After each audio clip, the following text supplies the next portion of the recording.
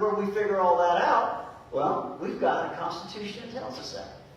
A will of the people that said, this is how we're going to organize, and then we're going to build a government on top of this will of the people. And we're going to give this government powers, and we're going to limit its powers. And in Article 1, Section 4 of that Constitution, we line out exactly what your right to property is.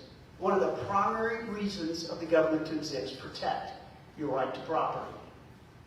And so eminent domain becomes this ability for the government to take that right away.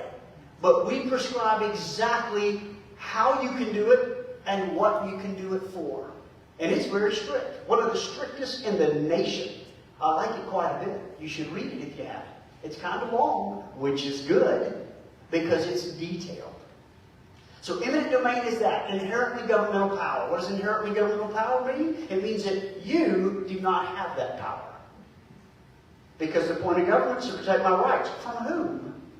Well, protect Dr. Judd from me, and me from him, and all of us from the government, and industry from us, and us from industry.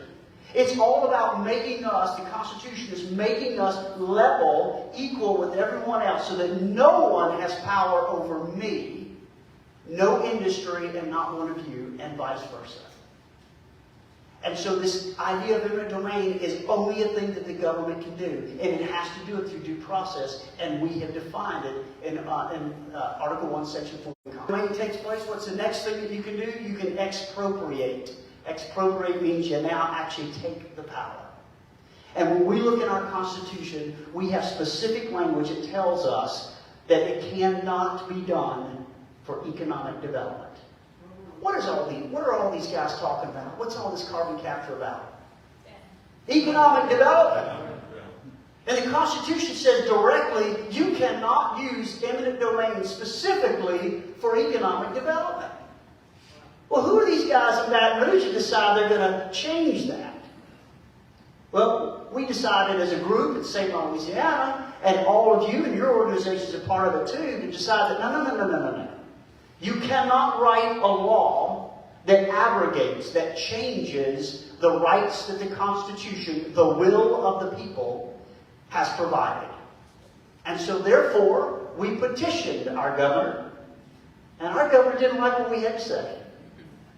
He produced a moratorium a few weeks later that absolutely did nothing. It was a deception. And then we've talked to our legislators, and what have they said? Oh, we fixed the problem. And they did not fix the problem. We'll talk about some details about that later, how they didn't fix the problem. Listen, any legislator who has taken an oath of office, and they took it to the Constitution of this state. I know a thing or two about taking oaths to a Constitution. They took that oath to support it and to defend it. And you would think that means they understand it.